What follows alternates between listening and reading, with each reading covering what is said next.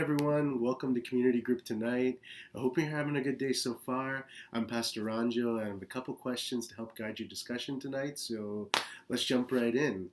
So this week we started a new series. It's a two-part series called Game of Stones. And if you're here on Sunday, you know that we're talking about sex. So everybody strap in. It's about to get awkward.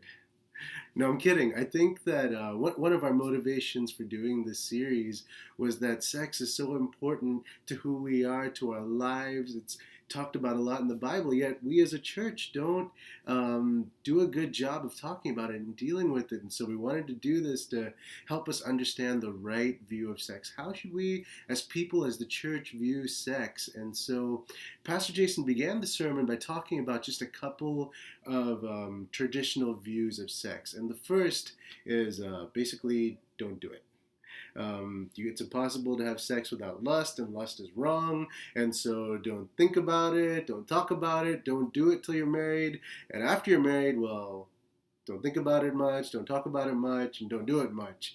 But that's the first kind of view, is like there's something, it's a bad thing, it's not a good thing. The second view is that it's just a physical thing. It's a physiological urge that needs to be satisfied. So, for example, when you're hungry, you go and eat, right? So when it's a physiological urge that just it needs to be satisfied when it arises, but it's not a big deal.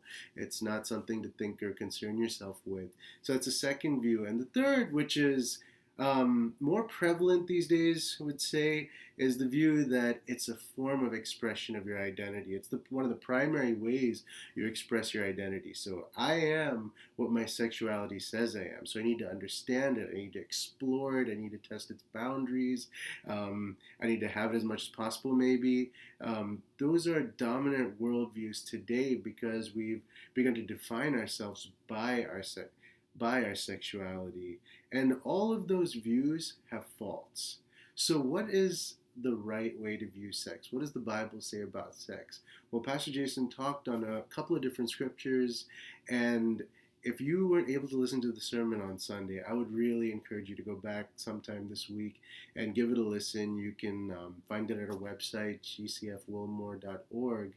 But he kind of summed it up in the big idea, which is God made sex to make a family, not to break a family. Let me say that again. God made sex to make a family, not to break a family. And you can take that literally and think it's obvious. Obviously, we need to have sex to procreate, to make children, and that makes a family. But more than that, if you take it a little deeper, healthy sex actually creates a healthy family, an environment where the family flourishes. And it's because when sex is done in a healthy way, in a biblical way, which is in the in the in the context of marriage and between a man and a woman, where there's mutual love and respect and submission.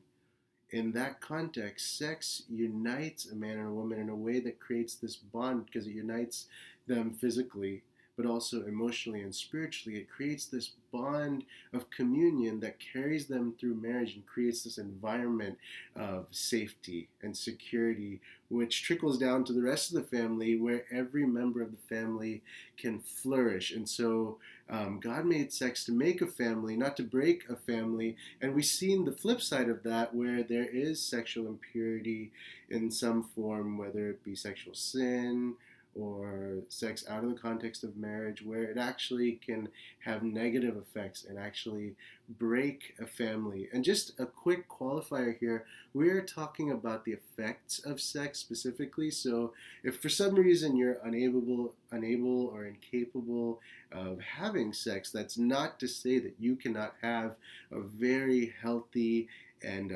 flourishing family life. But this is specifically the effects of sex. And when done in the right way, it blesses the family. Not just you personally, but your entire family. God made sex to make a family, not to break a family. And so I've got three questions for you. And the first is an icebreaker. Actually, before that, let me just say, make sure that you leave time for prayer at the end of our discussion, because this is a topic that probably for at least some of us, will bring up things that we need to share and pray about. So make sure you leave some time, maybe 15 minutes at the end for prayer. But your three questions. Your first question, your icebreaker, and believe me, you could go a lot of ways with this question. But your icebreaker for tonight: what was the first song you heard about sex, and where were you, and how old were you? So it's a three-parter, but it's what was the first song that you ever heard or realized was about sex, and where were you, and how old were you? Go ahead, have some fun with that, share some stories. Okay, the second question is, we talked about these worldviews, these traditional views of how people view sex. What's your background? What kind of tradition did you come from? And maybe it's a hybrid, or maybe it doesn't fit into one of these specifically, but go ahead and share in your family life, in the church. How did you grow up viewing sex? What was your view? Um, yeah, go ahead and talk about that. And finally, how does this main point shape or even change the way you view sex? And again, the main point is, God made sex to make a family, not to break a family. How does that influence or affect the way you view sex going forward? That's your last question, so go ahead and discuss that, and then community group leaders, you can lead the group in a time of prayer. Thank you. Have a great time tonight.